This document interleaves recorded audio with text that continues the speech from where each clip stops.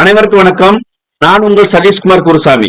இன்றைய காணொலியில் என்ன பார்க்க போறோம் அப்படின்னா, தினந்தின மக்கள் ஒரு அரசு அலுவலகத்துக்கு போய் தங்கள் பிரச்சனைகளை முறையிடுறாங்க.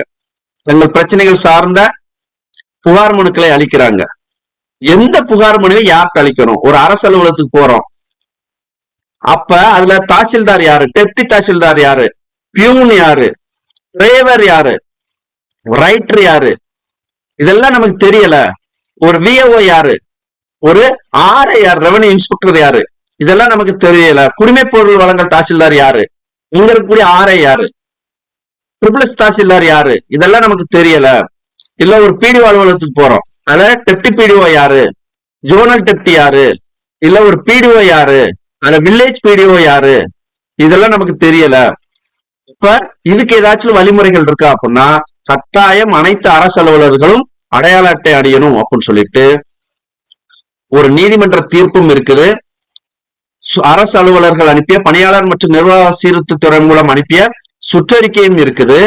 அதையும் தாண்டி 2 அரசாணைகளும் இயற்றப்பட்டிருக்கு.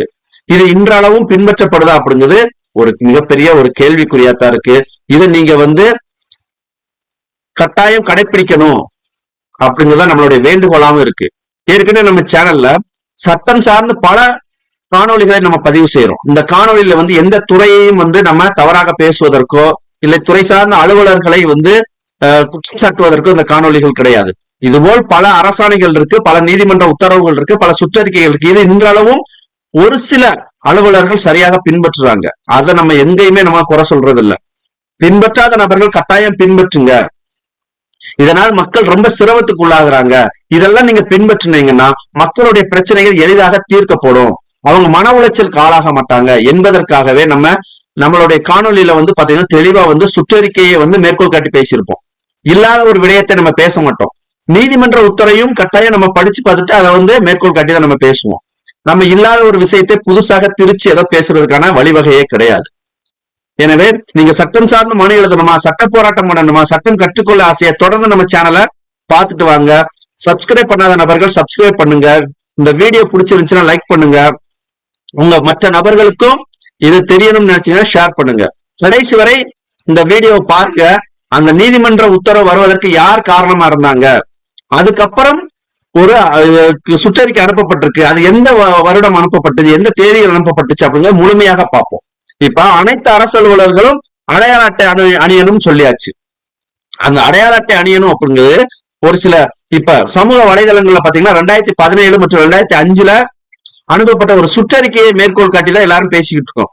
ஆனால் 26/3/1986 அரசாணை நிலையன் 336 அப்படிங்கிற ஒரு அரசாணையை 336 அப்படிங்கிற ஒரு அரசாணையை பணியாளர் மற்றும் நிர்வாக சீர்திருத்தத்துறை இயற்றிருக்கு.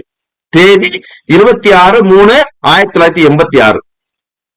அப்ப 86லயே ஒரு அரசாணை இருக்கு, அனைத்து அரசு அலுவலர்களும் கட்டாயம் அடையாள அட்டை அணியணும் அப்படின்னு சொல்லிட்டு.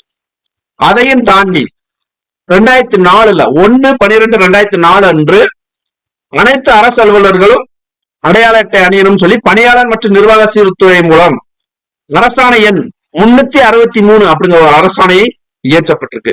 இந்த அரசாணையில என்ன சொல்லியிருக்கு அப்படின்னா, தமிழ்ல எங்கேயுமே அடையாள அட்டை அணியணும் அப்படிங்கிறது இதுல சொல்லப்படல. அதனால அடையாள அட்டை எல்லாரும் என்ன பண்ணியிருந்தாங்கன்னா ஆங்கிலத்துல அணிஞ்சிருந்தாங்க. இந்த ஆங்கிலத்துல அணிஞ்சிருந்த உடனே என்ன பண்ணுது அப்படின்னா, தமிழ் வளர்ச்சித்துறை இயக்குனர் அவர்கள் ஒரு சுற்றறிக்கை அனுப்புறாங்க. அந்த சுற்றறிக்கையில என்ன சொல்லப்பட்டிருக்கு அப்படின்னா, தமிழ் ஆட்சி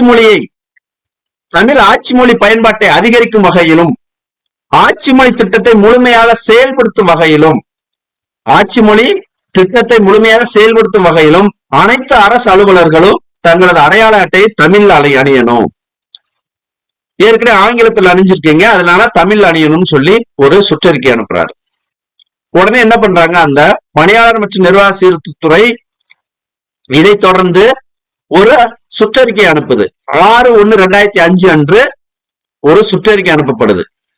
அந்த தமிழ் வளர்ச்சி சுற்றறிக்கையில அதை மேற்கோள் காட்டி அந்த பணியாளர் மற்றும் நிர்வாக சீர்திருத்தத்துறை தலைமைச் செயலாளர் அவர்கள், அரசு துறை தலைமைச் செயலாளர் அவர்கள் ஒரு சுற்றறிக்கை அனுப்புறாங்க 22/2/2005 அன்று. அதுல என்ன சொல்லியிருக்காங்க அப்படின்னா, ஏற்கனவே நம்ம அடையாள அட்டை அரசாணையின்படி அடையாள அட்டை கொடுத்துட்டோம், கலர் புகைப்படங்கள் அடங்கிய அடையாள அட்டை கொடுத்துட்டோம். அதுல ஆங்கிலத்துல பெயரும் பதவியும் இருக்கு. ஆனா தமிழ் வளர்ச்சித்துறையை சார்ந்த இயக்குனர் அவர்கள் ஆட்சி மொழியை திட்டத்தை கொண்டு வரும் பொருட்டு தமிழ்ல இருக்கணும்னு சொல்றாங்க. ஆனா எல்லாத்துக்கும் நிறைய பேருக்கு நம்ம கொடுத்ததுனால இனி வரும் காலங்கள்ல நம்ம தமிழ்ல கொடுப்போம் அப்படின்னு சொல்லிட்டு இனியொரு வரியும் சேர்க்கிறாங்க. இங்க தமிழ் மட்டுமே இல்ல, வேறு மொழிகள் பேசக்கூடிய நபர்களும் இருக்கிறாங்க. அவங்களும் அரசு அலுவலகத்தை அணுகுவாங்க, அரசு அலுவலர்களை அணுகுவாங்க. அவங்களுக்கு தெரியும் வகையில நம்ம தமிழ் மற்றும் ஆங்கிலத்துல பெயரும் பதவியும் மட்டும் குறிப்பிட்டு நம்ம கொடுப்போம் அப்படிங்கிறாங்க. அப்போ ஒரு அடையாள அட்டையில பெயரும் பதவியும் தமிழ்லயும் இருக்கணும், ஆங்கிலத்திலயும் இருக்கணும். அப்பதான் எல்லாரும் எளிதாக அடையாளம் காணும் வகையில இருக்கும் அப்படின்னு சொல்லிட்டு இந்த சுற்றறிக்கை அனுப்புறாங்க. இந்த சுற்றறிக்கைக்கு அப்புறமும் அனைத்து அரசு அலுவலர்களும் அடையாள அட்டை அணிஞ்சிருக்காங்களா அப்படின்னா ஒரு சில அலுவலர்கள் அணியல. சில நபர்கள் வந்து பொதுமக்கள் போய் பார்த்து சிரமத்துக்கு உள்ளாகிறாங்க அப்படின்னு சொல்லிட்டு ஒரு புகார் மனுக்கள் அரசுக்கு போய்கிட்டே இருக்கு. இது மாதிரி அரசாணையும் சொல்லியிருக்கீங்க, சுற்றறிக்கையும் சொல்லியிருக்கீங்க. இன்னும் பல அலுவலகங்கள்ல அரசு அலுவலர்கள் ஒரு சில நபர்கள் அடையாள அட்டை அணிவதில்லை அப்படின்னு சொன்ன உடனே அவங்க என்ன பண்றாங்க, இந்த ஜிஓ இந்த சுற்றறிக்கை எல்லாமே மேற்கோள் காட்டி திரும்பியும் அந்த டாக்டர் சி சொர்ணா ஐஏஎஸ் அவர்கள், அரசுத்துறை செயலாளர் அவர்கள் 5/9/2017 அன்று ஒரு சுற்றறிக்கை அனுப்புறாங்க.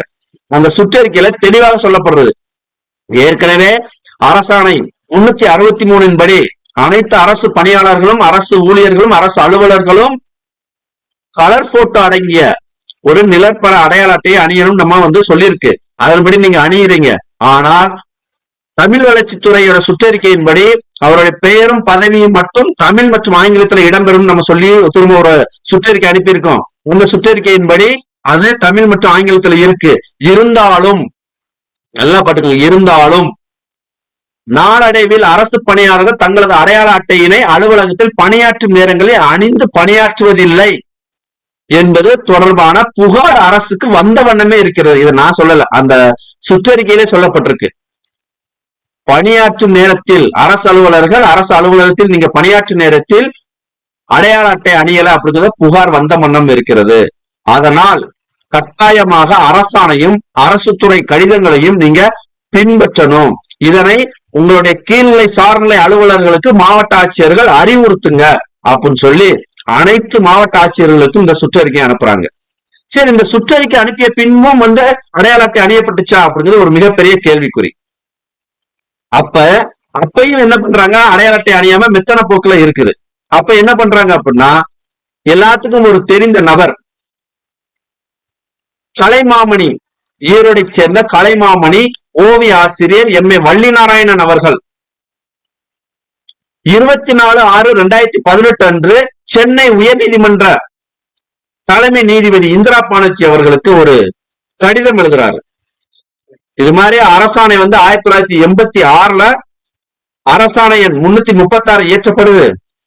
அதன் பின்பும் ஒரு அரசாணை எண் 363 இயற்றப்படுது. பல சுற்றறிக்கைகள் அனுப்பப்பட்டிருக்கு பணியாளர் மற்றும் நிர்வாக சீர்துறை மூலம். அதையும் பின்பற்றாமல் அடையாள அட்டை அணிவதில் ஒரு அரசு அலுவலர்கள் முனைப்பு காட்டல. அதனால வந்து நீங்க ஒரு வழக்கா எடுத்து ஒரு தீர்ப்பு வழங்குங்கன்னு சொல்லி அவர் ஐயா வள்ளிநாராயணன் அவர்கள் ஒரு கடிதம் எழுதுறார் தலைமை ஜஸ்டிஸ் இந்திரா பானர்ஜி அவர்களுக்கு. வள்ளிநாராயணன் அவர்கள் வந்து ஏற்கனவே நமக்கு பரிச்சயமான நபர் தான். ஏன்னா ஒரு மிகப்பெரிய ஒரு சமூக ஆர்வலர். நம்ம கூட திருப்பூர் மாவட்டம் பல்லடத்துல நம்ம இலவச சட்ட பயிற்சி நடத்தும் போது அங்க வந்து பேசியிருந்தாங்க. பேசிட்டு சொல்லிட்டு போனாங்க, எல்லாரும் தகவல் அறியும் சட்டத்தை மட்டும் நடத்துறாங்க, நீங்க அரசாணைகளும் நீதிமன்ற தீர்ப்புகளும் மற்றும் அடிப்படை சட்டங்களும் நீங்க நடத்துறீங்க அப்படின்னு சொல்லிட்டு ரொம்ப சந்தோஷமாக பேசி பெருமையாகவும் பேசிட்டு போனாங்க. அவர் தான் இந்த தீர்ப்பு வருவதற்கு ஒரு முக்கிய காரணம். அவர் அந்த மனு அனுப்பின உடனேயே அந்த மனுவை தலைமை நீதிபதி இந்திரா பானர்ஜி அவர்கள் ஒரு வழக்காக எடுத்து இந்த வழக்கை வந்து சோமோட்டாவா, அதாவது தானாக முன் வந்து வழக்கு பதிவு செய்யறாங்க. அந்த வழக்கு எண் என்னன்னு பாத்தீங்கன்னா பப்ளிக் ரிட் பெட்டிஷன் 15/640/2018. இதோடைய தீர்ப்பு 16/7/2018 அன்று ஒரு தீர்ப்பு சொல்றாங்க. இதுக்கு யாரெல்லாம் எதிர்மனுதாரராக சேர்த்திருக்காங்க அப்படின்னா தமிழ்நாடு கவர்மெண்டோடைய முதன்மை செயலாளர், அந்த பணியாளர் மற்றும் நிர்வாக சீர்துறையோட முதன்மை செயலாளர், தமிழ்நாடு கவர்மெண்டோடைய தலைமைச் செயலாளர், 2 பேர்த்தையும் எதிர்மனுதாரராக சேர்த்துட்டு அவங்க சொல்றாங்க ஏற்கனவே அரசாணை எல்லாம் இருக்கு. அந்த அரசாணை சுற்றறிக்கையில் நீங்க அனுப்பியிருக்கீங்க, இதை பின்பற்றலன்னு சொல்லி Kalaimamani artist M A Valli Narayanan அவர்கள் 24/6/2018 ஒரு கடிதம் எழுதியிருக்கிறாங்க. அந்த கடிதத்தின் அடிப்படையில் நாங்க உங்களுக்கு ஒரு தீர்ப்பு சொல்றோம் அப்படின்னு சொல்லிட்டு ஒரு தீர்ப்பு சொல்றாங்க. என்ன சொல்றாங்க அப்படின்னா, கவர்மெண்ட் அலுவலர்கள் மட்டும், கவர்மெண்ட் பணியாளர்கள், கவர்மெண்ட் ஊழியர்கள் மட்டும் அரசு ஐடி கார்டு போடணும் அவசியம் இல்ல, அவங்களுடைய சேர்த்து பப்ளிக் செக்டார் கம்பெனிஸ், அந்த கார்பரேஷன்ல இருக்கிறவங்களும் போடணும். லோக்கல் பாடி இருக்கு பாத்தீங்களா, நம்மளுடைய பஞ்சாயத்து தலைவர்ல இருக்க அவங்க, அந்த எல்லாருமே வந்து லோக்கல் பாடி, அவங்களும் வந்து அடையாள அட்டை அணியணும் அப்படின்னு சொல்லி ஒரு தீர்ப்பை சொல்லுது. சொல்லிட்டு என்ன சொல்றாங்க, இந்த தீர்ப்பு கிடைக்கப்பட்ட 60 தினங்களுக்குள் அனைவருக்குமே அடையாள அட்டை கொடுத்துடணும், அனைவருமே கட்டாயம் அணிஞ்சிருக்கணும் அடையாள அட்டையை அப்படின்னு சொல்லி இந்த தீர்ப்பை சொல்லி முடிக்குது.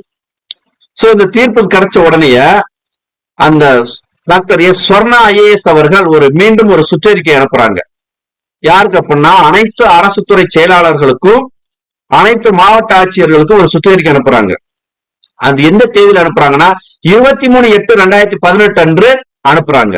அந்த பணியாளர் மற்றும் நிர்வாக துறை அரசாணைகளை மேற்கோள் காட்டி கிட்டத்தட்ட அரசாணை 336, அரசாணை 363, சுற்றறிக்கை 22/2/2005 அனுப்பப்பட்ட சுற்றறிக்கை, 20/12/2013 அனுப்பப்பட்ட சுற்றறிக்கை, 5/9/2017 அனுப்பப்பட்ட சுற்றறிக்கை மற்றும் இந்த நீதிமன்ற தீர்ப்பை மேற்கோள் காட்டி ஒரு சுற்றறிக்கை அனுப்புறாங்க. அந்த சுற்றறிக்கை தெளிவாக சொல்லியிருக்கிறாங்க, ஏற்கனவே ஒரு சுற்றறிக்கை அனுப்பியிருக்கும், ஜிஓ இருக்கு, இது வரைக்கும் நீங்க அதை பின்பற்றலன்னு சொல்லி நீதிமன்றம் ஒரு தீர்ப்பு வழங்கியிருக்கு. 16/7/2018 அன்று ஒரு தீர்ப்பு வழங்கியிருக்கு. என்ன சொல்லியிருக்கு, இந்த தீர்ப்பு கிடைக்கப்பட்ட 60 தினங்களுக்குள் எல்லாரும் அடையாள அட்டை வந்து கொடுத்திருக்கணும், அவரை கட்டாயம் அணியணும். எந்த நேரங்கள்ல அணியணும் அப்படின்னா, மக்கள் உங்கள் அலுவலகத்தில் வந்து உங்களை சந்திக்கும் போதும், நீங்க அலுவலகத்தில் இருக்கும் போதும், அலுவலகத்திலிருந்து பணி நிமித்தமாக ஏதோ ஒரு கிராமத்திற்கு நீங்க விசாரணைக்காக போகும் போதும், மக்களை நேரடியாக நீங்க சந்திக்கும் போதும் கட்டாயமாக அடையாள அட்டை அணிஞ்சிருக்கணும். நீங்க வீட்டுக்கு போகும்போது அணிய வேண்டிய அவசியம் இல்ல, இல்ல நீங்க லீவ்ல இருக்கும்போது அணிய வேண்டிய அவசியம் இல்லை. ஆனால் அரசு பணியில நீங்க வாரீங்க அப்படின்னா கட்டாயமாக நீங்க அடையாள அட்டை அணிஞ்சிருக்கணும்னு சொல்லுது. இதுவரைக்கும் பல நபர்கள் வந்து அடையாள அட்டை அணிஞ்சிருக்கீங்க, அவங்கெல்லாம் நம்ம வந்து எதுவும் குறை சொல்றதாவும் இல்லை, அதை நம்ம பேசுறது இல்லை. ஆனா இன்றளவும் பல அரசு அலுவலகத்துக்கு நம்ம போனோம்னா அடையாள அட்டை அப்படிங்கிறது அணிகிறது அப்படிங்கிறது மிகப்பெரிய ஒரு கேள்விக்குறியாவே இருக்கு. இதுல நம்ம எந்த ஒரு அரசு அலுவலர்களும் அரசு துறை சார்ந்த துறைகளையும் நம்ம வந்து குறை சொல்வதற்காகவோ நம்ம அவங்களை எதுவும் பேசணும்லாம் கிடையாது. இப்படி எல்லாம் அரசாணைகள் இருக்கு, இப்படி எல்லாம் நீதிமன்ற உத்தரவுகள் இருக்கு, ஏன் பின்பற்ற மறுக்கிறீங்க? நீங்க பின்பற்றினீங்கன்னா மக்களுக்கு எளிதாக இருக்குல்ல, அவங்களோட பிரச்சனைகளை கட்டாயம் யார்கிட்ட சொல்லணுமோ அவங்ககிட்ட போய் சொல்லுவாங்கல்ல, யார்கிட்ட மனு கொடுக்கணுமோ அவங்ககிட்ட போய் கொடுப்பாங்கல்ல.